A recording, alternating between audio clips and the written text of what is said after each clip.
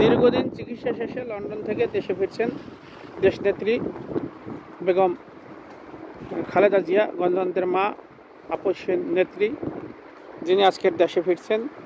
দেখুন আপনারা তাদের সম্বর্ধনার জন্য যে মানুষ এবং যে কত স্তরের নিরাপত্তা দেওয়া হইতেছে। এইটা হচ্ছে সম্মান, এইটা হচ্ছে মানুষের ভালোবাসা, বুঝছেন? এইটা দেখে তো অনেকের ঘুম হবে না, এক বছরে মিনিমাম 1 বছরে ঘুম হবে না অনেক লোকের। এই যে সম্বর্ধনা আর এই যে সম্মানটুকু, এইগুলো দেখে, বুঝছেন? সম্মান আল্লাহর আরশ থেকে আসে, কিন্তু কাজ করতে হইব আপনার। সম্মান ঘরে বৈশা মানুষের সাথে অত্যাচার করবেন, নির্যাতন করবেন, মানুষের ঠকাইবেন, মানুষের সাথে 2 নাম্বারই করবেন, এই যে সম্মান না। সম্মান হচ্ছে মানুষের ভালোবাসার থেকে সম্মান সৃষ্টি হয়, বুঝছেন? কেউ আছে মানুষ চির অমর হয়ে থাকে মৃত্যুর পর, আর কেউ আছে জীবিত থাকতেও মানে যে মানুষের যে ঘৃণার পাত্র হয়ে থাকে, সেইটা কথা, বুঝছেন? জীবিত থাকতে দেখুন, যেমন শহীদ প্রেসিডেন্ট জিয়াউর রহমান, যে বিএনপির প্রতিষ্ঠাতা, যে আপনার সাবেক মুক্তিযোদ্ধা যিনি ছিলেন, যে সেই তার যে ভালোবাসা একটা আছে, সারা পৃথিবীব্যাপী একটা যে ভালোবাসা আছে, সেই ভালোবাসার কেন্দ্রবিন্দুতে পরিণত হয়েছে বর্তমানে বেগম জিয়া।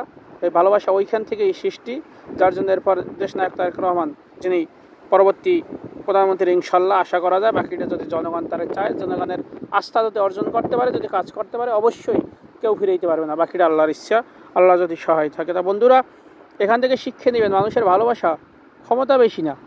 যেমন আমাদের এই যে গণতন্ত্রের মা দেশনেত্রী বেগম খালেদা জিয়া বলছিলেন যে আমরা আওয়ামী লীগকে পচতে সময় দিয়েছি, পচে দুর্গন্ধ বের হবে, তখন বুঝতে পারবে। যেটা এখন সেই কথাগুলো বাস্তবিক প্রমাণিত হইল। দেখুন বন্ধুরা, তাই আমরা বলবো, আমার মনে হয় শেখ হাসিনা আবার যে গুম হবে না 2-1 বছর, এই যে পরিস্থিতি, এই যে স্মৃতিগুলো যদি সে দেখে যে আমি এত অত্যাচার নির্যাতন করছি, আমি এত দুর্নাম রটাইছি তার নামে, এত কিছু করছি, আর তারপর যে মানুষের একটা ভালোবাসা তার প্রতি, যে মানুষের, সেইটা বিরল একটা জিনিস বললেই চলে।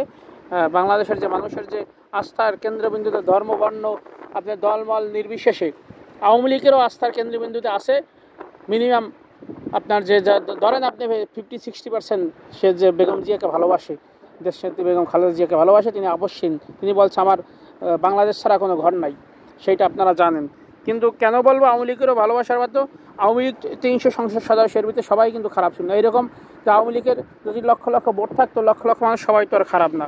ভালো মন্দ বিচার করারও কিছু আছে। যেগুলো আসছিল যে আপনার যে উচ্ছৃঙ্খল উগ্র, যেগুলো জঙ্গলি সিস্টেমের, এগুলো তো ধারা আলাদাই। আর ভালো তো কি আছে, সব সমাজেই এগুলো থাকবে, আছে। তো বন্ধুরা, আমাদের দেশমাতা যে দেশনেত্রী বেগম জিয়ার জন্য সবাই দোয়া করবেন প্রাণ খুলে। আমরাও দোয়া করি, আল্লাহ তাকে সুস্থ রাখুক।